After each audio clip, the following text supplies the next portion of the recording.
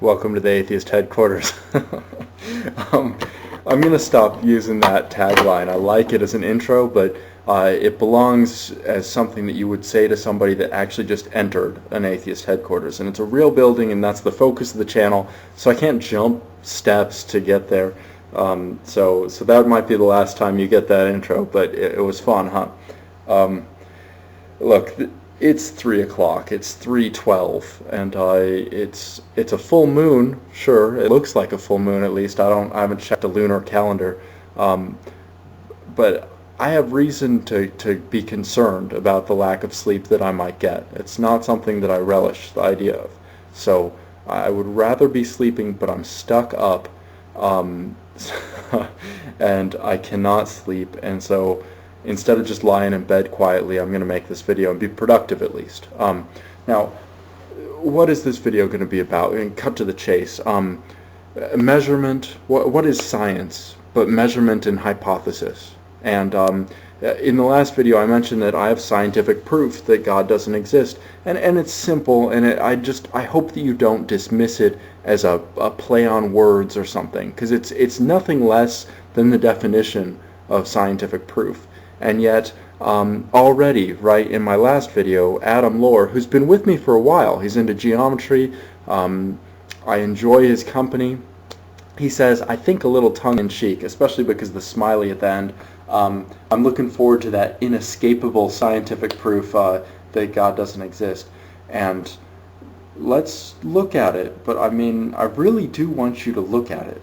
So it requires a little bit more of an examination, and also, you know, a constant retesting of your hypothesis as time goes on.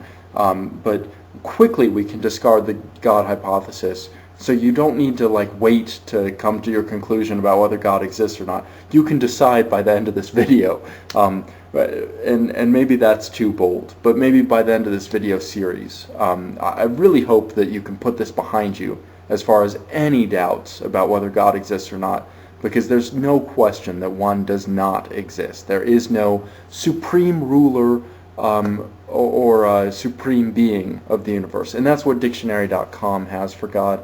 You know, different religions have different gods, and you do realize the definition for God has a religious source, so that's where it comes from. It's not like it was a secular kind of invention.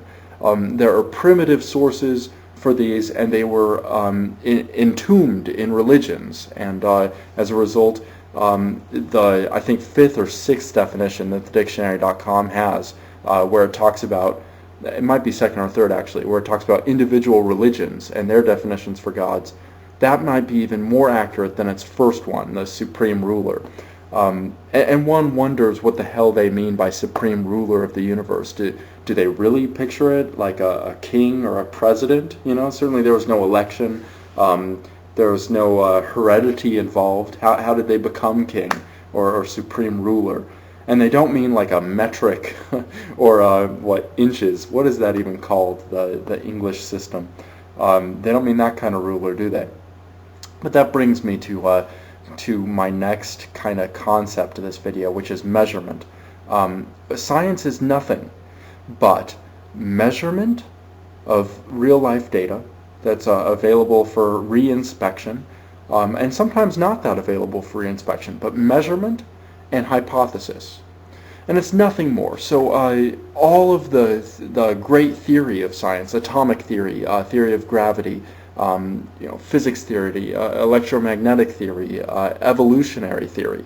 All of these are the leftover fossils, the husks of what happens when hypothesis attacks evidence, and the measurement of evidence forces you to discard old hypotheses. And those discarded old hypotheses show the wrong way signs along this great route that the huge scientific body of work has provided, and we can just follow that route and not go on all the wrong ways until we get to the latest scientific controversy and theory upon which we can examine and re-examine. I hope that analogy makes sense to you, because I'm going to work with it. Okay, so Measurement. Now, what do I mean by measurement? So certainly a scale, mass, weight, distance, but also, you know, what had happened with behaviorism, number of pecks, number of dances or twiddles, a number of ticks in the face. If you're a psychologist, you might do a study with people that have, say, Tourette's, and write down the number of times they say fuck or shit or bugger or whatever they say. So do you understand that measurement is a key thing here? Now, hypothesis, what is that? It's making predictions. It's nothing more. So a hypothesis is just saying, we're going to see this Tourette's patient say fuck 20 times because he's in a stressful environment, and this is how we've made it stressful, and this is how we've made it unstressful for our control study, etc. Okay? Now, how do we apply that to religious statements? Because religious statements are frequently statements of fact. You will go to heaven when you die is a statement of fact, obviously false. From a mere examination of a single corpse, you can determine that that's false. But nevertheless, you can say, all right, well, that statement of fact, it's a hypothesis. So we know from this body of religious work that everyone goes to heaven or hell when they die. So in this case, this individual is going to die. Let's watch them. Did they go to heaven or hell? No, they're still there. What about their consciousness? No, their consciousness has completely eroded. So no, that time, that hypothesis didn't come true.